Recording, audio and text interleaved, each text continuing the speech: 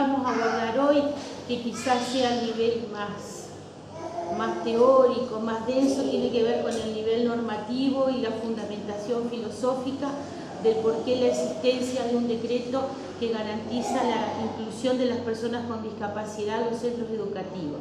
Después vamos a trabajar la perspectiva, desde la perspectiva de la enseñanza, desde una perspectiva más didáctica, abordando algunas estrategias propias de la educación inclusiva, como es el diseño universal de aprendizaje. Y después vamos a seguir profundizando con algunas temáticas puntuales, como son los trastornos socioemocionales, que son una problemática que es demandado tanto por los maestros como por los profesores de secundaria.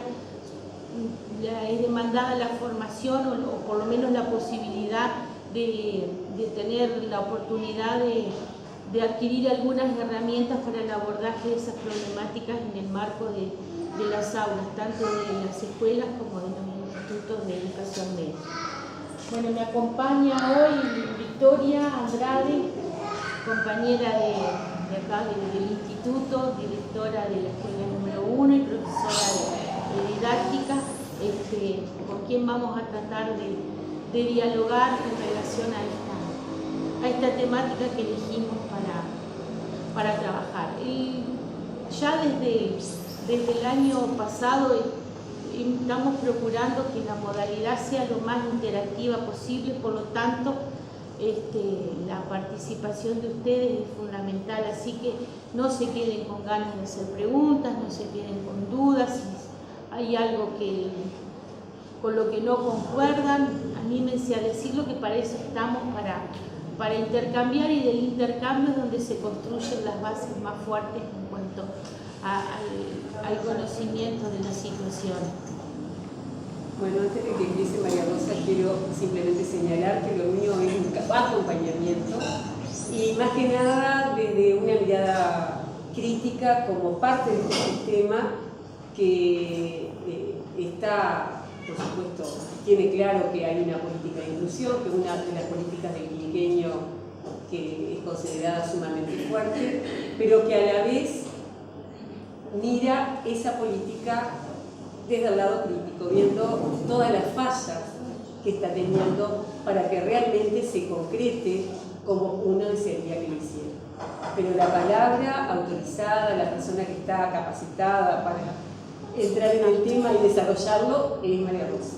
Yo simplemente acompaño para plantear desde mi lugar, porque lo digo, primero lo viví como maestra y ahora como directora, todo lo que se vive en las escuelas a partir de esta política y cómo estamos enfrentando y tratando de elaborar estrategias y de formarnos como podemos y de tratar los casos como se puede con los escasos recursos que tenemos. Por eso, más que nada, me encantó estar hoy acá, pero la persona autorizada para desarrollar el tema es ella. Quiero aclararlo. Y varias de las personas que están sentadas. Por supuesto que son necesarias. Porque para mí es no solamente un placer, sino también un honor estar acá, que estén con maestras, con mis compañeras, colegas de educación especial, con quien trabajamos tantos años juntos y que saben de esto tanto más que yo, porque todavía están en el lugar donde se cocinan las cosas, que es en la clase, ¿no? Bueno, en primer lugar, decir que la normativa, y siempre me van a escuchar de vuelta mis alumnos de legislación, que la normativa no nacen las leyes, las normas, las circulares, todo lo que tiene que ver con lo que regula el funcionamiento y la convivencia dentro de las sociedades, no sale por la inspiración de algún legislador que un día se levantó muy indignado y dijo: vamos a hacer esto para no. Siempre cuando una normativa aparece es producto de un largo proceso que empieza en el campo no de las leyes, que empieza en el campo de la ética. Cuando las sociedades comienzan a sentirse incómodas ante situaciones que aparecen en la convivencia y que resultan injustas. Tiene mucho que ver con la justicia. Cuando las sociedades empiezan a darse cuenta de que hay situaciones que resultan injustas, empiezan los movimientos que ya no son tampoco del campo de la política, que son del campo social, empiezan con la reivindicación de los derechos. Los derechos de los grupos minoritarios, en este caso de las personas con discapacidad, es un movimiento de una larga data, que comienza mucho antes de este siglo, que forma parte de los movimientos sociales posteriores a la Segunda Guerra Mundial, cuando a partir de los efectos de la Segunda Guerra Mundial quedan muchas personas mutiladas, con problemas físicos, y aparece un grupo social que empieza a sentir su dificultad para insertarse a la sociedad a la que había pertenecido y que ahora parece que no lo reconoce porque no tiene lugares donde participar, donde ejercer plenamente sus derechos y sus capacidades. Después esos movimientos van cambiando a lo largo del siglo XX y se consolidan al finales del siglo XX y principios de este siglo, se consolidan y aparecen fuertemente llevados adelante, ya no por organizaciones, sino por las propias personas con discapacidad que toman la palabra y comienzan a reivindicar su lugar en una sociedad, pidiendo que la sociedad sea cada vez más inclusiva. Por lo tanto, la aparición de este protocolo, del decreto, que es un decreto del Poder Ejecutivo, que aparece el año pasado, hace un año casi justo, es del 20 de marzo del 2017, es el producto de un largo proceso, de un largo trabajo que no se agota en lo que son las instituciones educativas, sino que trasciende las instituciones educativas e incluye a los colectivos de las personas con discapacidad y a su familia en la búsqueda de una educación cada vez más igualitaria. Por eso, un poco para situarlo, es un decreto desde el punto de vista normativo. El protocolo es un decreto del Poder Ejecutivo que está firmado por el Ministro de Educación y Cultura y por el Ministro de Desarrollo Social, y refrendado por el Presidente de la República, con fecha del 20 de marzo de 2017. En él, el principal responsable de la creación de este decreto es el trabajo que han desarrollado durante del año 2011 en adelante la Comisión de Continuidad Educativa y Socioprofesional de la Discapacidad, que es coordinada por el Ministerio de Educación y Cultura, pero que por primera vez logra vincular intersectorialmente los esfuerzos de los diferentes subsistemas educativos y los sectores sociales que trabajan en el tema de la discapacidad. Esa comisión que creo que cuando yo hablo del decreto, hablo no solamente como perteneciente al grupo de personas que trabajan en educación especial, sino que tuve la suerte de participar de la gestación de este decreto desde la creación de la discapacidad, de la Comisión de Continuidad Educativa. Esta comisión empieza en el 2011, cuando casualmente en una escuela que pertenece a mi distrito, la Escuela 200, de chicos con discapacidad motriz, se nos está produciendo una dificultad muy grande en el egreso de los estudiantes, de manera tal que tenemos una población envejecida, con altas edades cronológicas y sin expectativas de salir de la escuela, y con un grupo de padres que comienza a presionar y a trabajar para que el Estado dé una solución a este problema. Bueno, se trabajó durante todo el año 2011 en esa temática, y a raíz de los avances que tuvimos cuando por primera vez nos sentamos todos juntos a hablar y a pensar juntos, es que la comisión cambia, que lo primero fue Comisión de Continuidad Educativa para los alumnos de Escuela 200, y después al año 2012 cambia y un decreto del Poder Ejecutivo la transforma en la Comisión de Continuidad Educativa y Socioprofesional de la Discapacidad. Ahí se reunieron, nos seguimos reuniendo todavía, seguimos trabajando porque hay muchas cosas por hacer. El Ministerio de Educación y Cultura, que es el que coordina, el Ministerio de Desarrollo Social, el Ministerio de Trabajo, el INEFOP, que es la Agencia Nacional de Empleo, Formación Profesional, Primaria, Secundaria, UTU, y comenzamos a trabajar en propuestas de continuidad, hasta darnos cuenta que antes de que una de las grandes problemáticas que teníamos era que en realidad estábamos buscando las soluciones afuera cuando las soluciones estaban adentro de los mismos sistemas. Entonces apareció una propuesta de continuidad educativa en COCAP, una cantidad de cosas que logramos hasta que surge se forman grupos de trabajo y uno de ellos empezaron, ¿por qué no trabajar en un protocolo que solamente lo tenía primaria, un protocolo para la inclusión de las personas con discapacidad en las instituciones educativas? Bueno, después de un año de trabajo y con consultas con la sociedad civil, con consultas de las organizaciones de padres, consultas de las organizaciones de personas con discapacidad, consultas con el sector educativo, surge el protocolo que tiene como principal objetivo crear un marco para favorecer la inclusión educativa de las personas con discapacidad, tomando como referencia o concretando aspectos planteados por la normativa nacional e internacional vigente. Cuando hablamos de la normativa nacional, hablamos de la ley de educación y de la ley de derechos de las personas con discapacidad.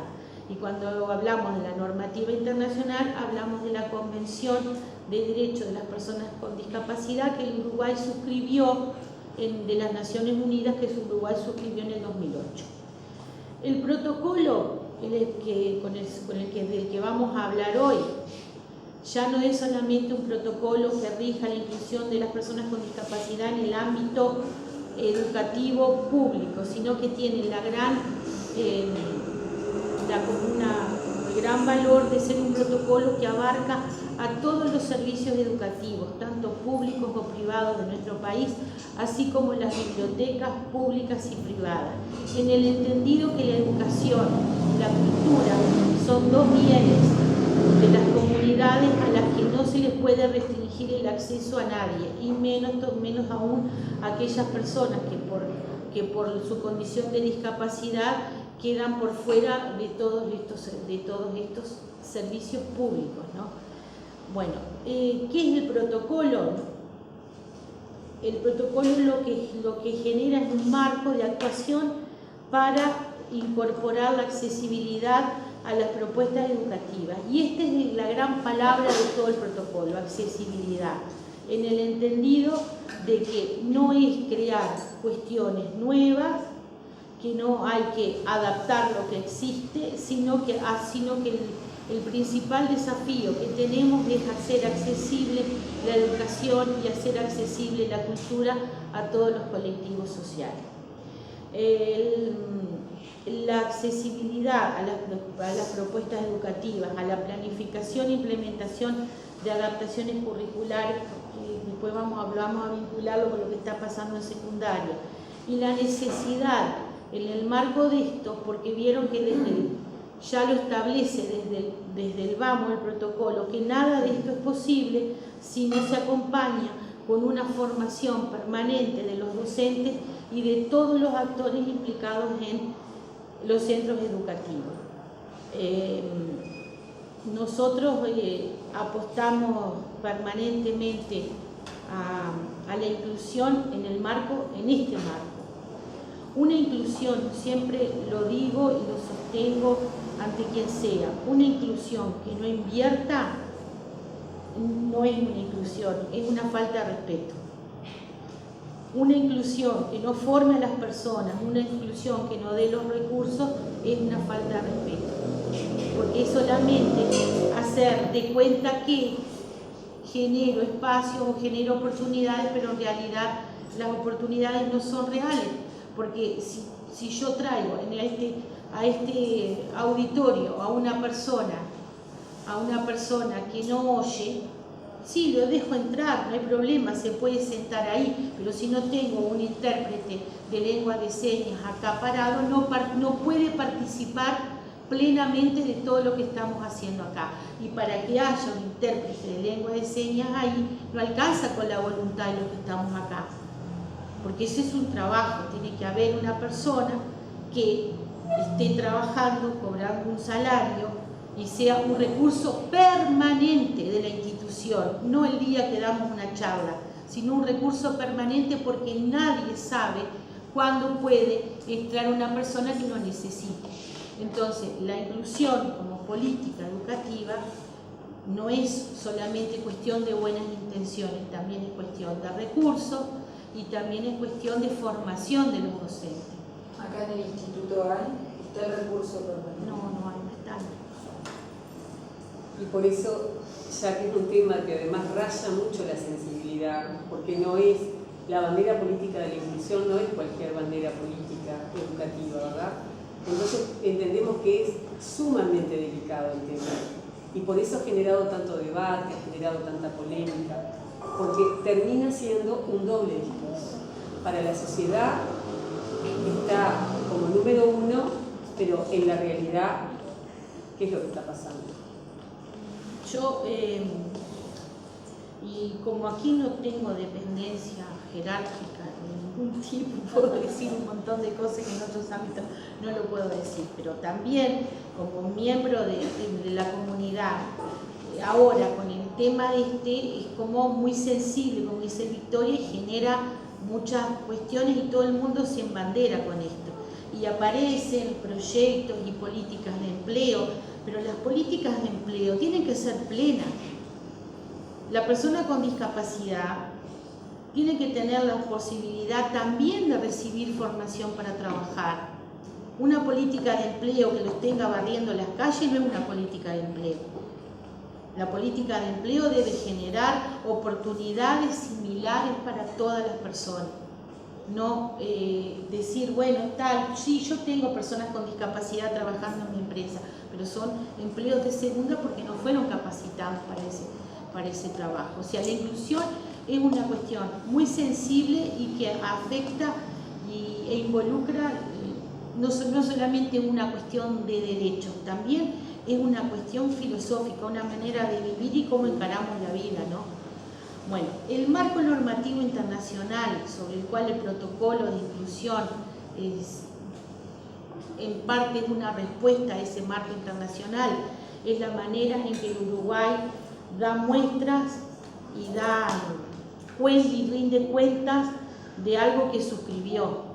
La Convención de los Derechos de las Personas con Discapacidad, que fue aprobada en el 2006 y fue suscrita por el Uruguay en el año 2008 y como puesta en funcionamiento, puesta en práctica, todo lo que allí se dice en el año 2011, establece en su artículo 9 de que a fin que las personas con discapacidad puedan vivir en forma independiente y participar plenamente de todos los aspectos de la vida, los Estados partes adoptarán medidas pertinentes para asegurar el acceso de las personas con discapacidad en igualdad de condiciones con las demás al entorno físico, al transporte, la información y las comunicaciones, incluidos los sistemas y las tecnologías de la información, las comunicaciones y otros servicios e instalaciones abiertos al público o de uso público,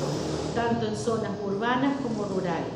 El protocolo lo que hace es instrumentar ese artículo 9 que el Uruguay suscribe en esa convención y hacer un marco o elaborar un marco de acción para hacer posible la accesibilidad en el sistema educativo. Lo cual no quiere decir que antes que el protocolo existiera, no existieran experiencias de inclusión educativa, sino que existían muchísimas, pero no había un protocolo legal, normativo, que dijera algunas cosas para quién, no para los que estaban incluidos, sino para los que quedaban afuera. La idea es dejar cada vez menos personas afuera que no puedan acceder ni a la educación ni a la cultura. Desde el punto de vista legal, los fundamentos que tiene el protocolo están en la ley 18.437, la ley de educación, y en la ley 18.651 de protección integral de las personas con discapacidad. ¿Qué dice la ley de educación en el artículo 8? Establece la diversidad e inclusión educativa como un principio de la educación pública y privada en nuestro país.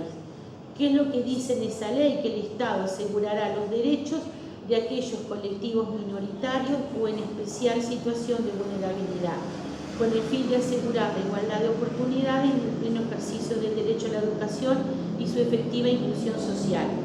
Para el efectivo cumplimiento del derecho a la educación, las propuestas educativas respetarán las capacidades diferentes y las características individuales de los educandos, de forma de alcanzar el pleno desarrollo de sus potencialidades. Ustedes saben, la ley de educación, sí, miren, Julieta.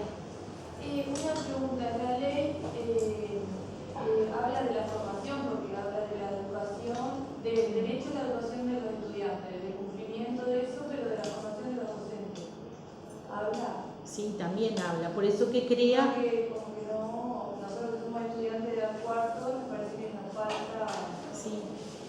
Por eso crea el Instituto Universitario de Educación, la ley, al cual todavía no se ha podido concretar, porque saben que no hay, es una de las cuestiones que también tenemos que aclarar, que la existencia de una normativa no implica que la realidad cambie de un día para otro. La normativa está para respaldar las situaciones, pero no quiere decir que no sigan existiendo situaciones de exclusión. No quiere decir que no exista personas con discapacidad que todavía no pueden acceder a la educación, y van a seguir existiendo en la medida que se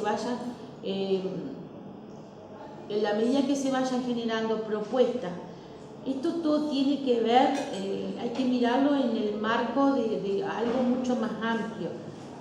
Hasta hace unos años las propuestas de educación media eran únicas, o sea, uno salía de la escuela y entraba primero el liceo, segundo, tercero, cuarto, quinto y sexto. Hace unos años empiezan a aparecer programas diferenciados. ¿Por qué es eso? Porque la ley dice que los colectivos que están en situación de vulnerabilidad tienen derecho y el Estado debe asegurar el derecho a la educación de esos colectivos. Entonces aparecen programas como las aulas comunitarias, como esos otros proyectos en donde se puede hacer el liceo en diferentes tramos, que sobre todo, por ejemplo, los programas para la gente que trabaja y estudia. O sea, todas estas cuestiones van dándose paulatinamente en la medida que la sociedad, a veces en este caso la ley aparece antes que las iniciativas, y es la que va promoviendo las iniciativas. No siempre es así. A veces las iniciativas aparecen y después aparece la ley. Bueno, en este caso el protocolo aparece, bien, la ley es del 2008, el protocolo de inclusión es de 2017, casi 10 años después de entrar en vigencia la ley de educación.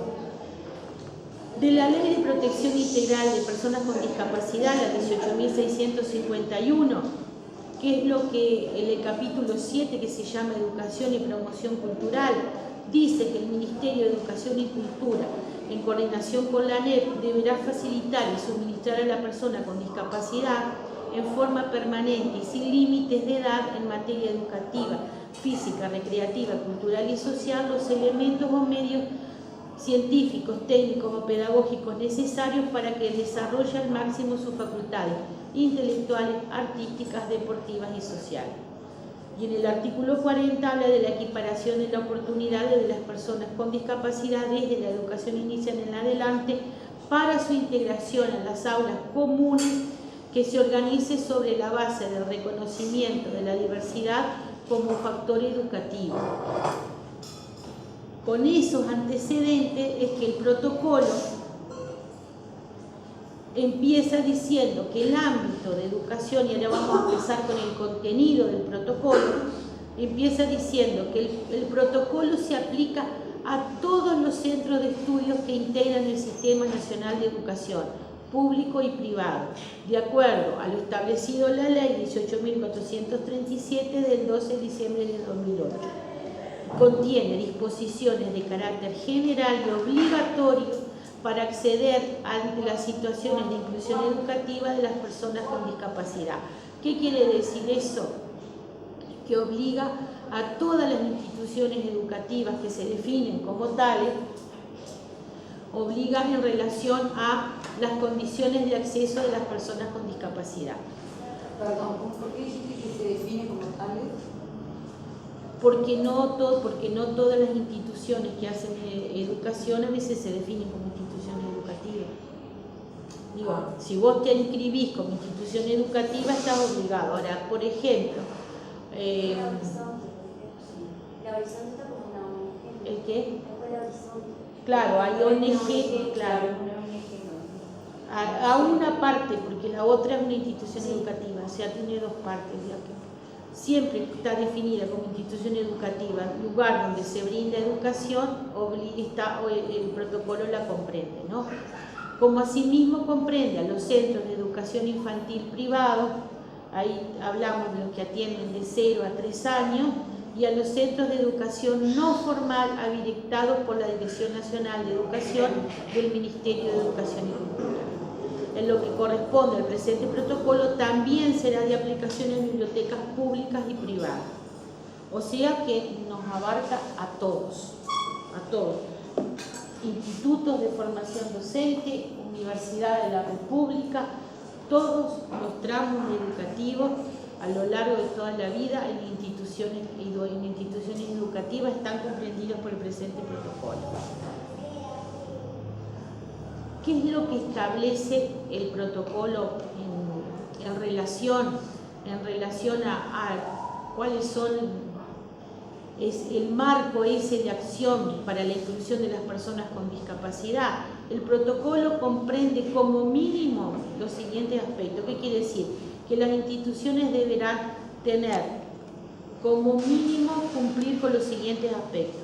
Pueden exceder y cumplir mucho más, pero por lo menos deberán haber estrategias de apoyo académico para las personas con discapacidad, que en todos los casos será con los métodos analíticos validados por la autoridad competente a nivel nacional y de equipos profesionales de apoyo a la inclusión.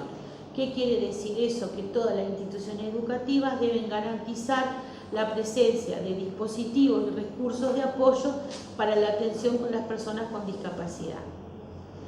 En primaria sabemos que las escuelas especiales son dispositivos de apoyo, los maestros de apoyo, los equipos psicosociales, en secundaria también, los equipos técnicos de los liceos, están apareciendo algunas figuras que no son denominadas con ese nombre, como de apoyo, pero que en definitiva cumplen esa función de apoyo. En UTU está el equipo de inclusión educativa, que trabaja con los estudiantes con discapacidad insertos en la UTU. O sea, todo eso forma parte de lo que son las estrategias de apoyo académico. No sé si el maestro comunitario tiene alguna línea de acción. Sí, el maestro comunitario, porque en primaria cuando se toma la inclusión como principio, no solamente se toma la inclusión de las personas con discapacidad, sino la inclusión en el sentido más amplio de los grupos sociales en situación de vulnerabilidad. Sí. Después, guía de indicadores de actuación y buenas prácticas. Eso no lo tienen casi ninguna institución educativa, ninguno de los subsistemas, y se están construyendo. La Comisión de Continuidad Educativa está trabajando en la construcción. Ustedes saben que existe un índice de inclusión que es a nivel internacional, que se aplica a las instituciones. Bueno, lo que la Comisión está haciendo, está trabajando es como en la adecuación de ese índice a la realidad uruguaya. Después, el otro aspecto que deberán tener las instituciones educativas en cuenta es la accesibilidad, y no solamente la accesibilidad física, al edificio, sino la accesibilidad también a las herramientas y a los equipos de trabajo. Cuando nos referimos a las herramientas, son las herramientas tecnológicas que van desde el pizarrón, el cuaderno, la computadora, todas las herramientas necesarias para poder aprender, y los equipos de trabajo, y acciones de sensibilización, prevención y capacitación para todas las personas que integran directa o indirectamente los centros educativos. Ahí hasta donde se demanda a todos los sistemas educativos la formación en los temas de inclusión educativa. ¿Estaría faltando? No, porque sí. yo por lo menos como estudiante veo que no estamos. Claro, primera cuestión, sí, ahora todavía no. Claro, Pero en primera cuestión, el seminario de dificultad de aprendizaje se dejó de llamarse dificultad de aprendizaje, cambió el programa y se llama Seminario de Aprendizaje e Inclusión. Y toca todas estas temáticas, las tiene claro, no es lo que querríamos, porque es un seminario de 30 horas. El seminario de 30 horas.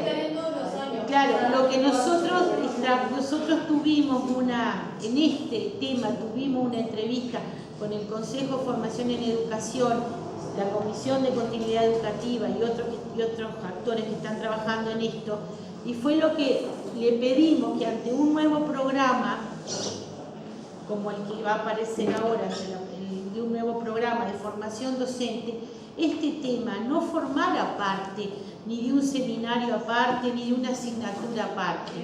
Tiene que atravesar toda la carrera docente y debe estar integrado desde la pedagogía, a la didáctica, a la psicología, a la sociología y a la enseñanza de las disciplinas también. Porque ¿qué hacemos con una materia aparte cuando en realidad lo que estamos diciendo es que la diversidad forma parte de los escenarios educativos aquí y en la punta más remota del Uruguay? Ya donde hay 2 personas hay diversidad. Entonces lo que nosotros pretendíamos era de que de a poco se fueran incorporando estas temáticas en la formación docente con ese carácter transversal y no aparte.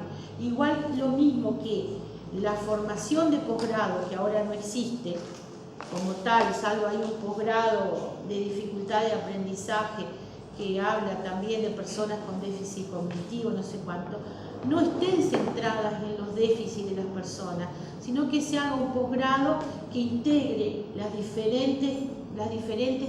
diversidad funcional de las personas y estrategias para la atención, porque esa es la realidad.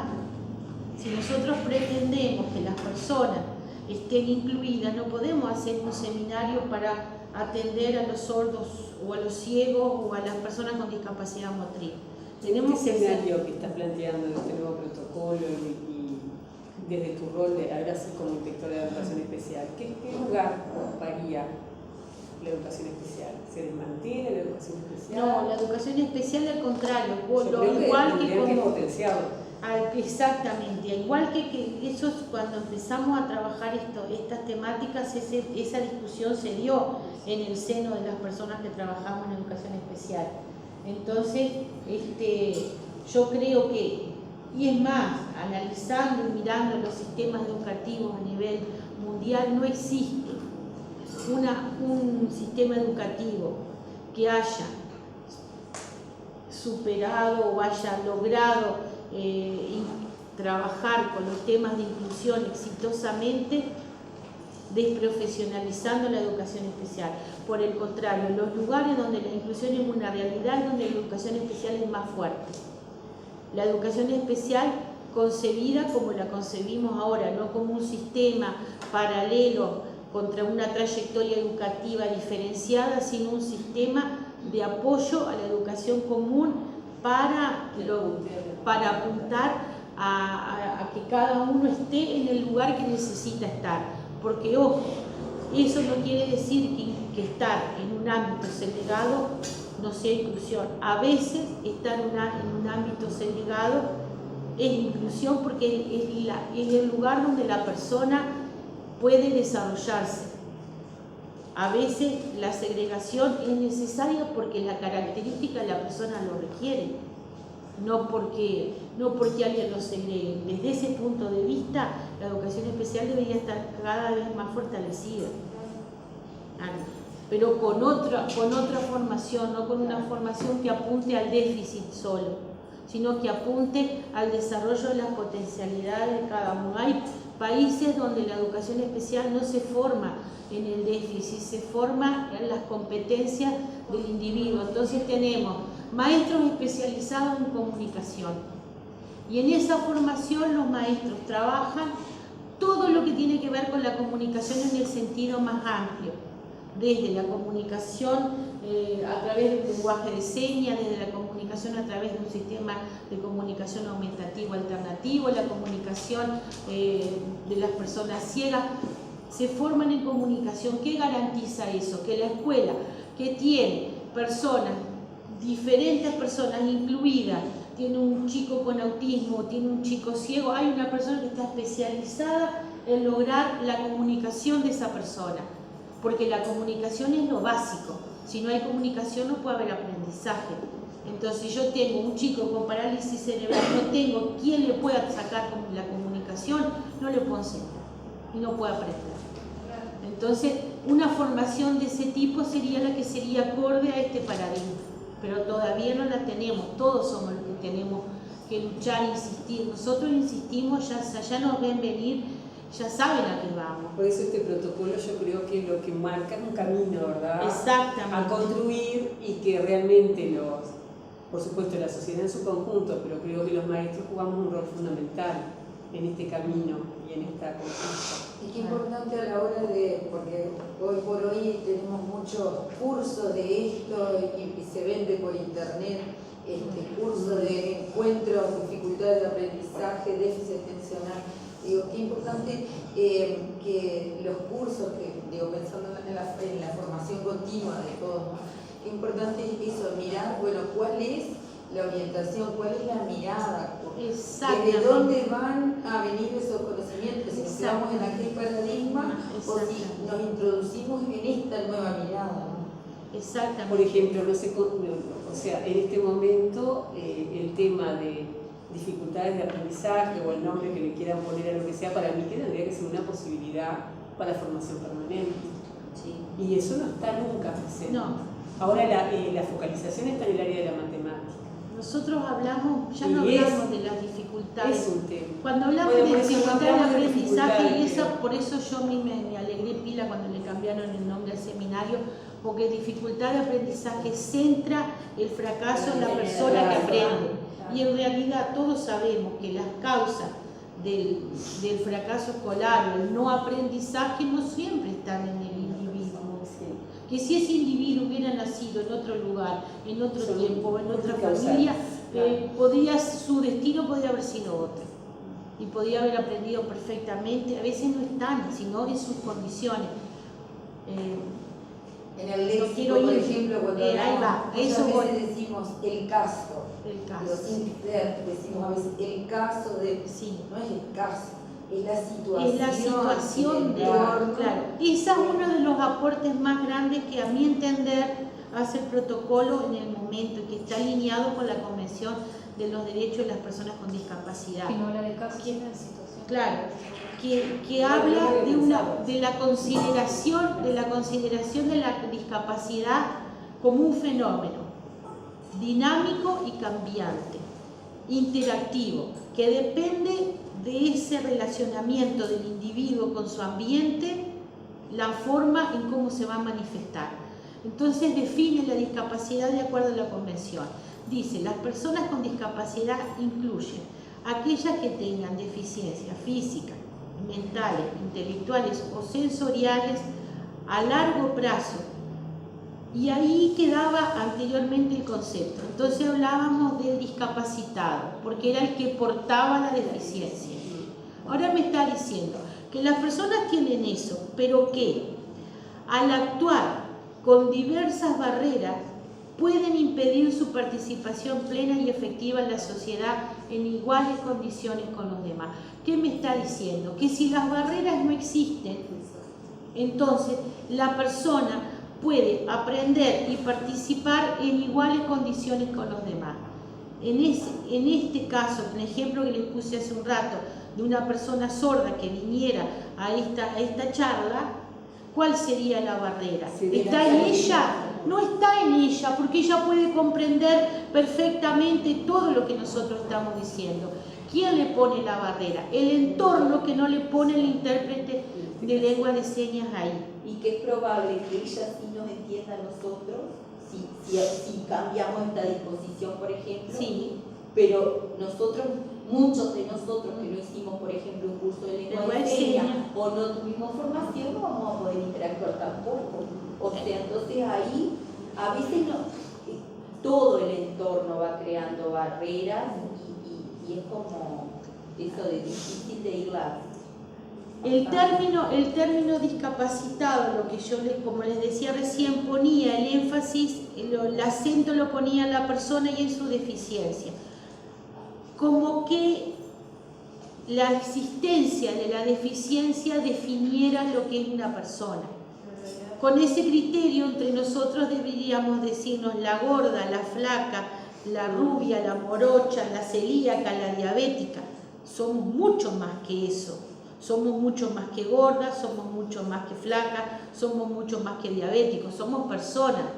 Decir discapacitado es poner el énfasis en una característica de la persona y dejar de ver el conjunto de su personalidad, dejar de ver todo lo que tiene que lo hace persona.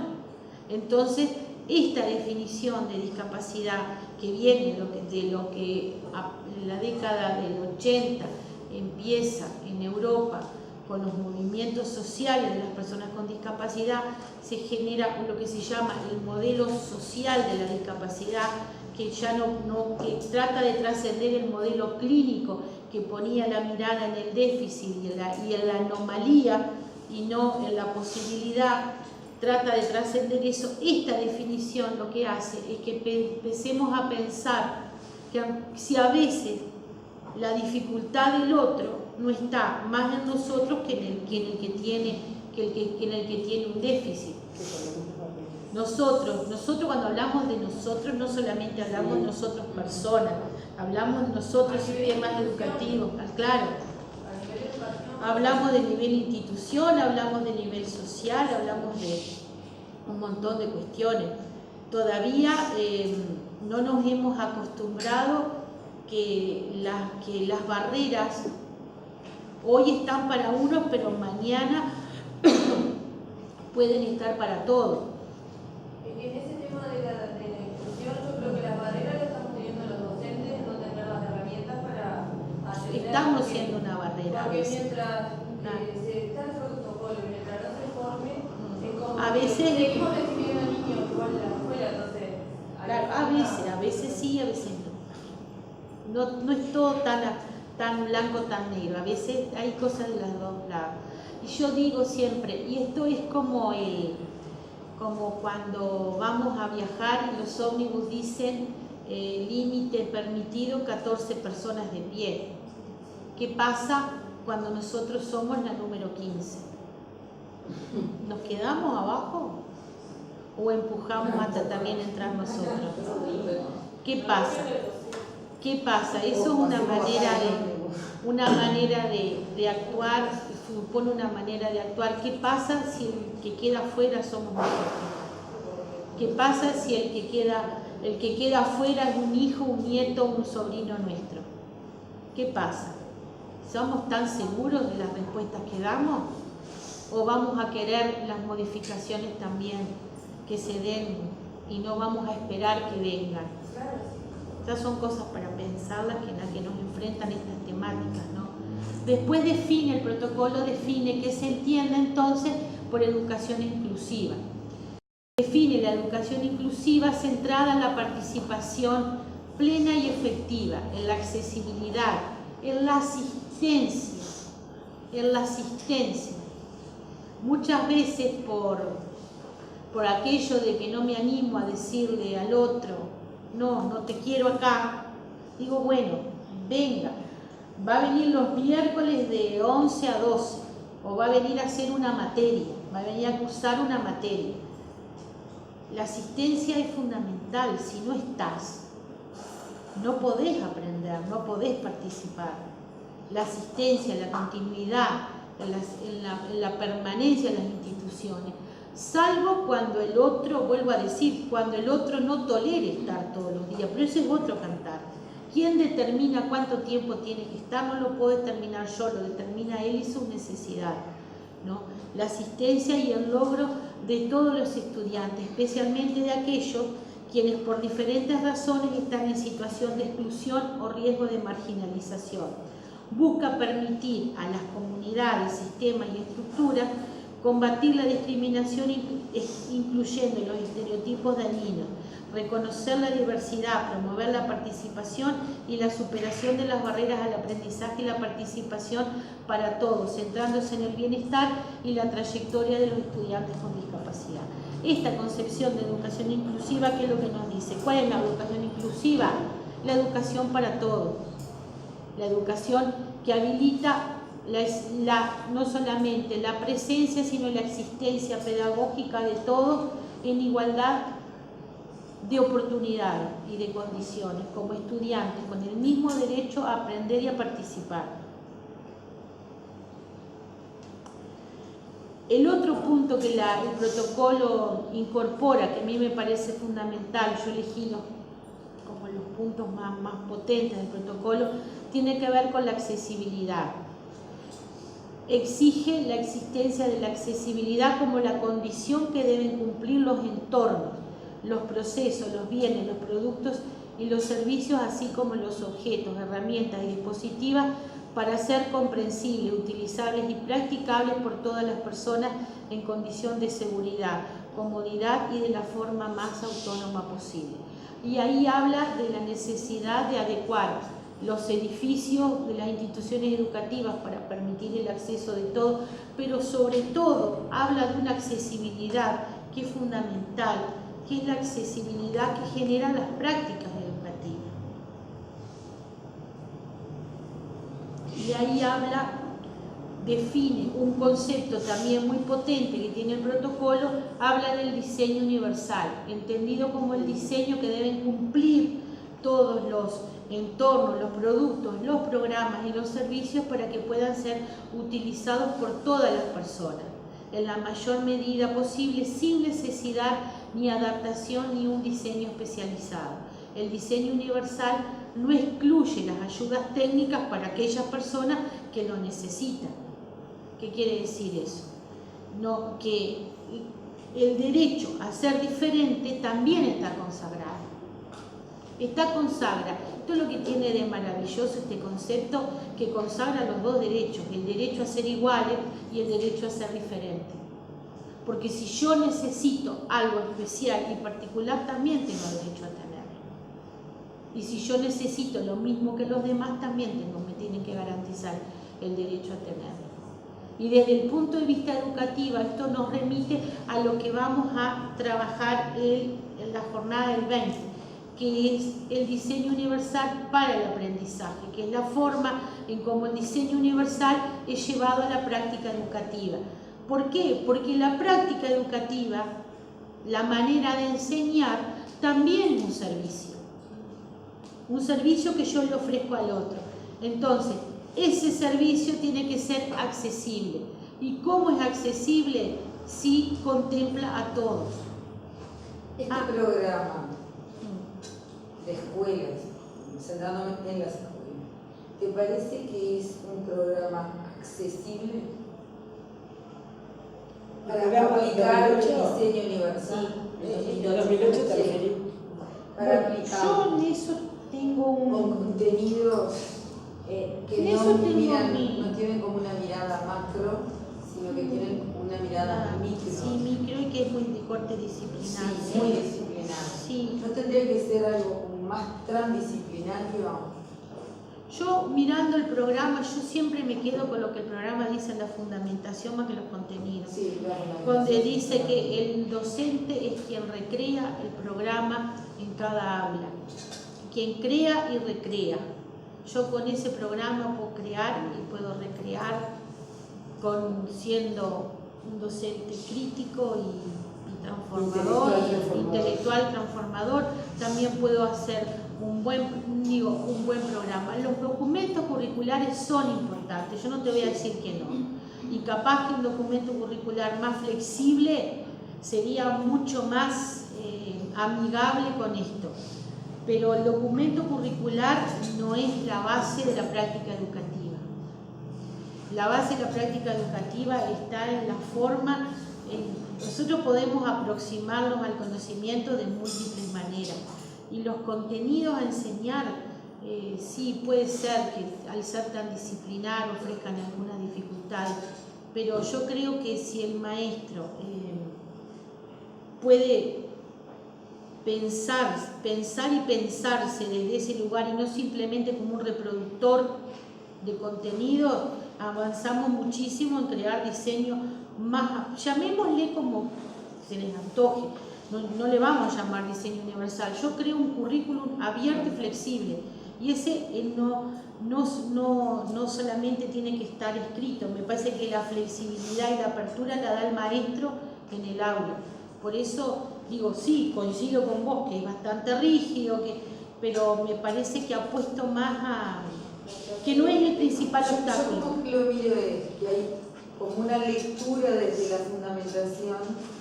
Y que ahí pero cuando uno lo abre y claro, pasa que también responde pero responde a una didáctica crítica, sí, constantemente apunta a que los docentes, pero a su vez no es el único documento que tenemos que manejar a la hora de diseñar nuestras prácticas, ¿no? Porque pero es quien nos orienta, ¿eh? es quien nos orienta. Sí, yo tenemos no quiero otro fuera. documento. Está el documento base, obvio. Claro. Entonces como que me parece que en algunos aspectos bastante diferentes al cual de uno y otro. Entonces los maestros, aparte de todo, de pensar en nuestras prácticas, tenemos que también estar pensando en esa complementariedad que tienen que haber estos documentos. Sí. ¿No? Yo creo que a la hora de presentarnos a los docentes prácticas inclusivas nos tendrían que favorecer o ser más accesible ese tipo de documentos. Pero tiene que ser, sí, nosotros somos críticos, pero tiene que haber una lectura más ágil para el docente, para que no se ponga el docente a hacer toda esa transdisciplinariedad. Pero bueno, es la experiencia de lo que yo he visto en los últimos años. Claro, que el conocimiento de Esparto lo hace, pero que el conocimiento del novato. Hay otras cabezas, pero afortunadamente. Yo estoy viendo que la enorme diversidad que existe en todas las escuelas, independientemente de los contextos, ha planteado la necesidad a que instituciones nos animemos y aceptemos ese desafío de crear otros espacios. Y se está viendo la flexibilidad de los formatos, de hecho, se está llevando adelante proyectos de desestructuración. ¿Y eso por qué surge? No surge porque viene la línea educativa que ahora nos están indicando que lo hagamos, surge porque hemos visto que tenemos que hacer algo frente a eso. Que da resultado. Y que dan resultados. Pero entonces, independientemente, yo puedo acordar con lo que dice Cecilia, capaz que también para los nuevos, para los que surgen en esta realidad, que se les permita... Hay miradas distintas. Vos estás hablando de un conocimiento experto que te ha dado la trayectoria a lo largo de su experiencia, pero los que iniciamos la carrera, los que estamos... ¿Sabés una cosa, Cecilia? Tiene que haber una mirada también para eso, porque si estamos hablando de pero sin embargo yo no me animo a dejar esto afuera, no me animo a dejar el programa afuera, porque ¿qué pasa? Porque también con estos temas se corre un riesgo, y es que el decir que a los chicos con discapacidad hay que entenderlos. Sí, hay que entenderlos, obviamente, a todos hay que entenderlos. Hay que quererlos, hay que incluirlos y hay que tenerlos. Pero hay que enseñarles, y hay que enseñarles lo mismo. Y la educación tiene que ser de calidad, porque eso que está en el programa es la herencia cultural que la sociedad del 2008 dijo que tenían que aprender los niños que iban a la escuela pública uruguaya y a la escuela privada, algunas también. Entonces, por eso no lo quiero dejar afuera. ¿Por qué? Porque vaciar de contenido, ya nos pasó en educación especial, el vaciamiento de contenido llevó a que los chiquilines pasaban por las instituciones educativas y quedaban sus posibilidades cortadas, porque lo que pasaba afuera no tenía nada que ver, ¿entendés? Entonces, sí, todo muy bien, se crearon dispositivos para contenerlos, comprenderlos y que pudieran participar y todo, pero ¿qué aprendían? Poco y nada. Entonces, para mí el programa me parece que sí, que es muy importante. Yo no lo dejo afuera, porque aunque sea un contenido de aquello, lo está acercando a lo que están aprendiendo los demás. Por eso no me animo a dejarlo afuera. Y no me animo... sí, capaz que debería ser más amigable la lectura, estoy de acuerdo. También una vez dije que me gustó mucho que dijeran que si alguien en el 2008 alguien hubiera levantado la bandera del programa con la misma fuerza que levantaron la bandera de Ceibal, otra hubiera sido la historia. Porque los cursos, porque para el maestro había que haberlo preparado para ese programa. Porque fue un cambio de paradigma muy grande y ¿qué pasó? ¿Y qué es lo que pasa? Que recién estamos logrando salir un poquito, que se leyó el programa nuevo con los mismos lentes con el que se leía el programa viejo. ¿Por qué? Porque no me dieron unos lentes nuevos para poder leerlo. Entonces yo creo que a la medida que yo fortalezca la formación docente, no importa tanto el programa. Si el maestro puede hacer una lectura desde ese lugar. ¿Sí? A mí me parece que pasa todo por los colectivos. Si el colectivo es fuerte, comprometido con la causa y embanderado, pero firmemente con esto y convencido de que sí se pueden lograr cosas, y hay una cabeza y está el resto acompañando, y esa cabeza es abierta y todas las cabezas se abren un poquito, ahí se va a lograr. Porque donde uno tire para atrás o no esté de acuerdo o ande con su planificación así todo el tiempo y no la largue, esas cosas que pasaban antes, o sea, ahí metemos nosotros la barrera. Entonces pasa por el acuerdo del colectivo. Yo voy a hacer una mirada del programa, bueno, ¿y qué tenemos? ¿Cómo hago esa mirada de programa? Bueno, me tendré que juntar con mis compañeros y decir, bueno, estamos en esto, pero tenemos todo esto. Claro. Y esto, como vos decías, no puede solo estar acá. Tengo que brindarle algo. Y bueno, ahí me parece que pasa siempre por la mano del maestro, como esa mano mágica que va a encontrar de alguna manera, sea como sea, la herramienta de llegar lo más posible. No sé si es tanto el cambio de programa, sino el cambio de mentalidad docente. La apertura. Sí. Bueno, la accesibilidad física no me voy a detener porque lo que dice que justamente cuando haya grupos con alumnos con discapacidad, esto es triste que haberlo escrito, pero que en realidad los grupos con personas con discapacidad motriz deben estar en la planta baja. Es triste, porque parece hasta como una cuestión hasta que sí, pero no es de sentido común, pero son muchas las experiencias que dicen que ese sentido común no es tan común. Igual que sí. Pero no hay que esperar a tener un alumno. No hay que esperar. Una rampa en una escuela. Exacto. Hay que hacerla. Claro. La accesibilidad comunicacional.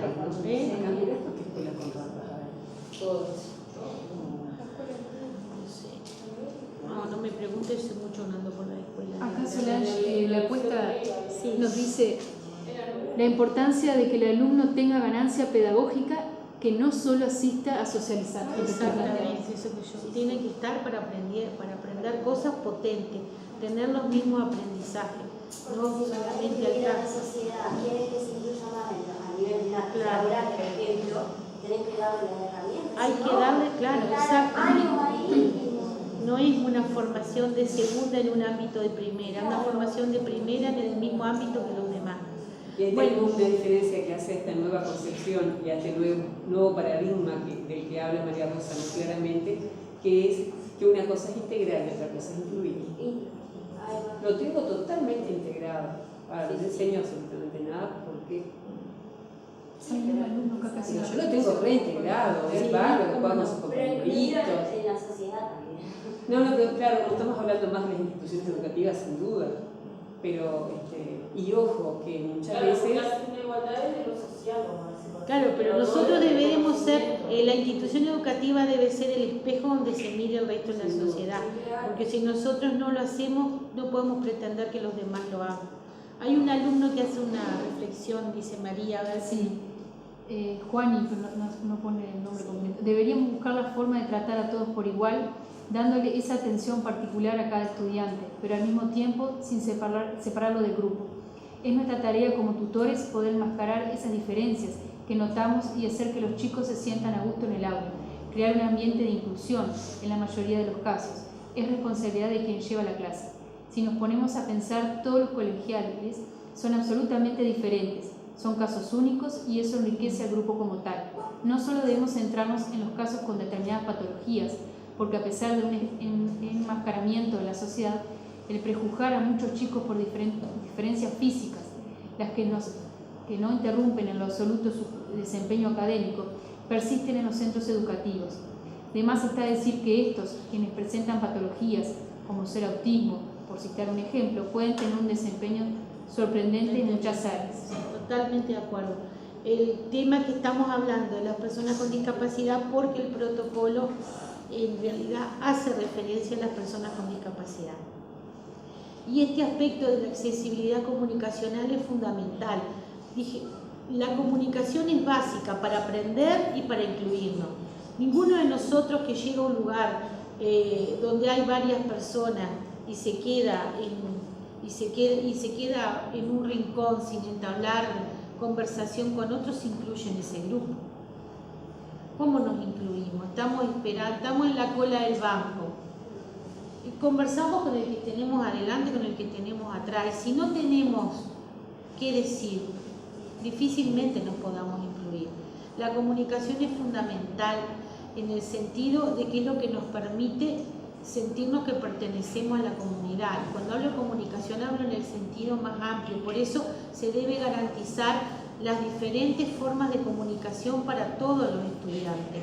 La presencia, como dijimos hoy, del intérprete de lengua de señas, pero también el uso de otro tipo de comunicaciones alternativas que tienen que ver con el uso para las personas que no pueden acceder a la lengua escrita, la presencia de símbolos que lo ayuden a orientarse dentro de las instituciones, sino las personas ciegas al uso de sistemas alternativos de comunicación como el sistema Braille para la lectura y la escritura, si las personas autistas con el uso de los comunicadores, y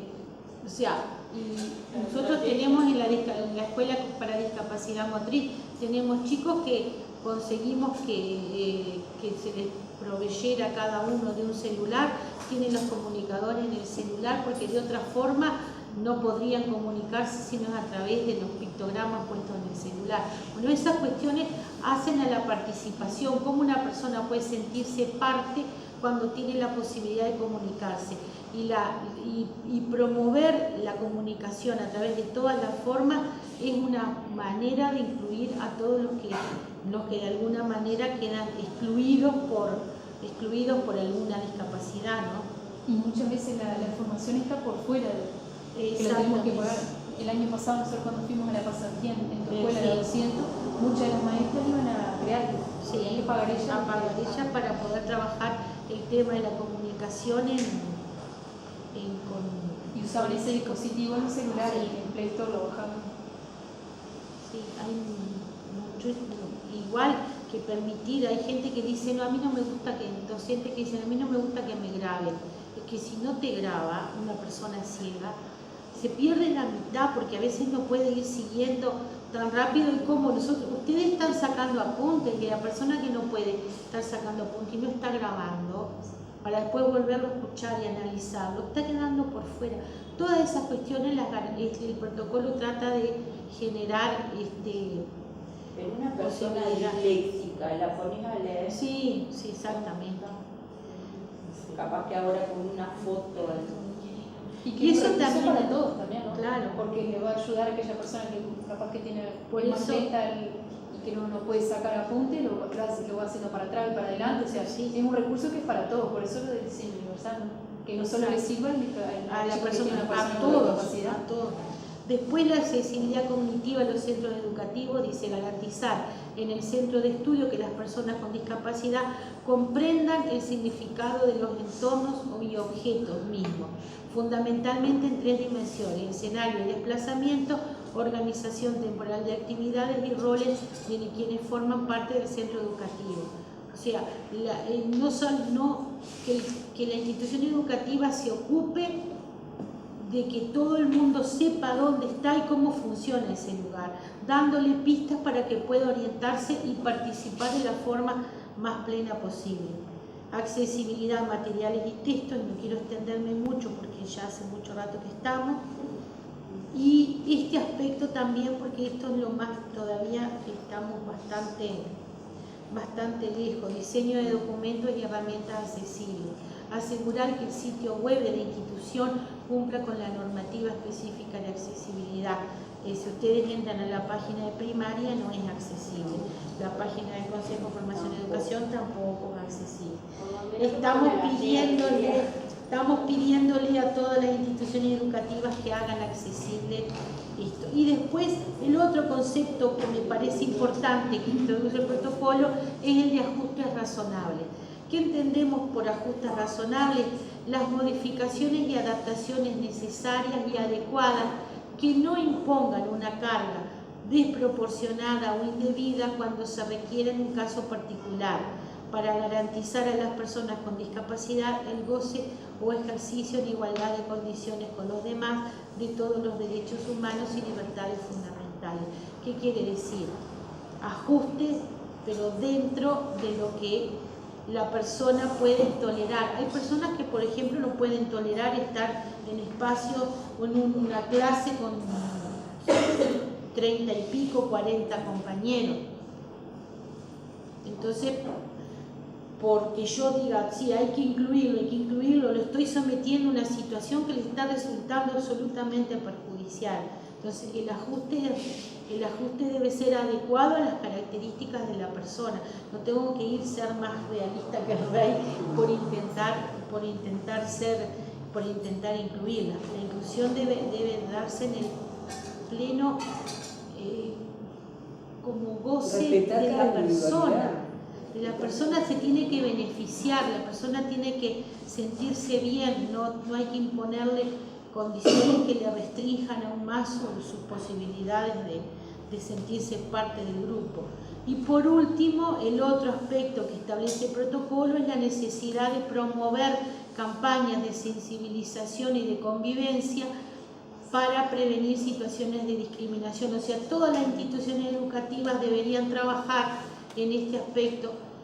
No solamente, no es que la escuela tanto, no, o sea, primaria debería tener un plan de sensibilización y prevención de situaciones, secundaria también para socializar este aspecto entre las personas que trabajan en las instituciones y compartir este marco conceptual y filosófico en relación a la inclusión.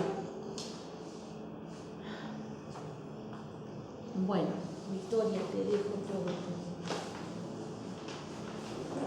Esto es simplemente para finalizar, dejar algo como para reflexionar, y tiene que ver con el paradigma que está planteando María Rosa, que ha cambiado totalmente con respecto a la discapacidad. Lo que llamamos discapacidad no resulta tal, no es un asunto individual, sino que es el desafío de crear espacios para que las distintas capacidades se desarrollen y realicen sin obstáculos. La discapacidad la manifiesta la comunidad, sociedad o instancia que no crea o no permite crear los espacios y ambientes en los que todos se desarrollen plenamente tal como son. Yo creo que si nos referimos a las instituciones educativas, no debe existir ninguna institución educativa que diga no a la inclusión. Sí, instituciones educativas que a veces no sabemos cómo llevar adelante porque nos sentimos con muchas faltas de recursos, en especial recursos humanos. Y entonces aparecen maestros con total realismo diciendo: ¿qué hago yo con un niño con trastorno del espectro ¿qué hago? ¿Cómo lo atiendo? Ahora, por ejemplo, en mi escuela van a ir varias maestras a un seminario que da Parentea. Pero basta con eso, porque claro. ¿Y por qué la tiene que dar Parentea y no lo puede dar en el? Y porque estamos faltos de un montón, estamos con ese discurso de una política educativa que dice que la inclusión es una gran bandera, pero por otro lado falta lo número uno, que es la formación permanente de los maestros. La formación que debe La ser... posibilidad de formarte para poder atender de mejor manera y no sentirte... Y que no sea una formación cuando ya no podemos más y la realidad nos está rompiendo los ojos. Es lo que está pasando. Tiene que ser una formación regular. Todos los años debería haber formación y que cada docente debería poder elegir a qué formación, qué se forma cada año. Así como está la formación disciplinar. Todos los años hay cursos de lengua, de matemáticas, de sociales, naturales, educación artística. Deberían también haber cursos que, bueno, vinculados con estos temas. Me quiero formar en la comunicación, me quiero formar en la lengua de señas, me quiero formar en cómo la atención de las personas con trastorno del espectro autista, me quiero formar en la atención de las personas con trastornos socioemocionales o problemas de conducta. Debería haber una formación regular que cada uno pudiera hacer y pudiera enriquecer esa formación inicial que, como sabemos, no tiene tampoco esto. Entonces tenemos la carencia de la formación de grado y la inexistencia de la formación de posgrado. Y un protocolo que le dice a la sociedad que está la política de inclusión. Entonces tenemos papás que van con muchas expectativas con esos niños y a veces uno no sabe cómo responderles ni qué decirles. Y a veces los fondos que existen para preparar los docentes son privados. Claro, y como hay una carencia de formación, uno pone en internet, en el Facebook, y hay una oferta de 500.000 cursos, pero muchos de ellos están planteados desde un paradigma diferente a este. Pero el maestro desesperado porque no sabe que lo va y hace, y de repente se da cuenta que aquello que hizo no le sirvió para nada y vuelve a penar porque se siente impotente en una situación con la que no tiene herramientas. Nosotros desde este espacio, vamos a trabajar algunas cuestiones que pueden ayudar y en la medida de que ustedes planteen otras, intentaremos dar respuesta a alguna otra, sabiendo que no solucionamos la carencia de formación, pero por lo menos hacemos algo. Ayuda en algo, de formación. Sí, todo acá en Uruguay, en personas, las políticas educativas han sido rechazadas. O sea, primero se implementa y después se forma, porque ha pasado por muchas cosas. Incluso en el modelo de liceo que tenemos nosotros, que deriva del modelo después se fue cambiando. Pero no da respuesta a esta realidad. Siempre las evaluaciones únicas con un solo formato tampoco dan respuesta a esto. Entonces como que vamos corriendo de atrás con la formación. Vemos la realidad, nos desborda y después empiezan a formar. Empiezan a formar cuando ya estamos primero la computadora. Pero eso no hizo tanto daño. No Eso no hizo tanto daño. La computadora porque está. Pero esto es mucho mayor desafío. A mí lo que me llama la atención es que nosotros decimos, porque este tema es de gran sensibilidad. Sí. ¿Y cuántas personas somos acá? ¿Hasta dónde está la sensibilidad? No tendremos que seguir haciendo fuerza en esa sensibilización.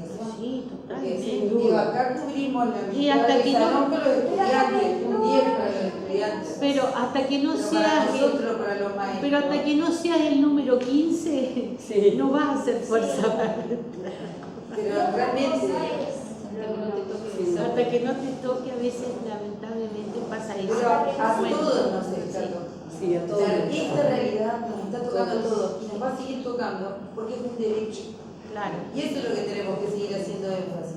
Que si es un derecho, también nosotros los maestros tenemos derecho a una formación permanente, continua, Tal vez sea hora de pelear más por la de formación. calidad. Sí. Pero por ejemplo, nosotros cuando hacíamos todo, en aquel momento los cursos Paez, y siempre poníamos cuando era la evaluación, y lo hablábamos y lo poníamos, que por qué nos ponían dentro del mismo curso una parte que nos diera herramientas para trabajar con otro tipo de niños.